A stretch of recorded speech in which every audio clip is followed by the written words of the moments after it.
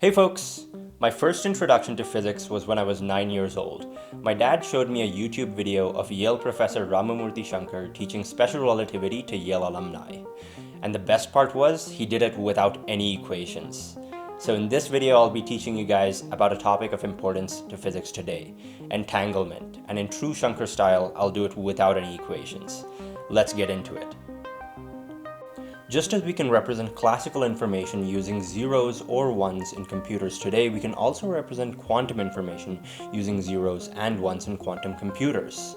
A particle that takes on two states like these is what we call a quantum bit or a qubit. Now it's important to note that the particle can take on the 0 and 1 states only once a measurement is made. Before then, there's only a probability of finding it in either the 0 or 1 state. These 0 and 1 states can be represented physically using concepts like spin, polarization, or energy. Take two particles. We say that they're entangled if knowledge about the state of one particle tells us what the state of the other should be in. So if one of them is in the 0 state, the other will be in the 0 state, and if one of them is in the 1 state, then the other will also be in the 1 state. This means that the quantum information shared between these two particles is identical. So if two people share an entangled pair of particles, they can transfer information between each other.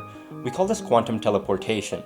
This information transfer is secure because quantum measurements are random. This is vital to quantum cryptography. Entanglement can also help us shed light on the quantum information of black holes.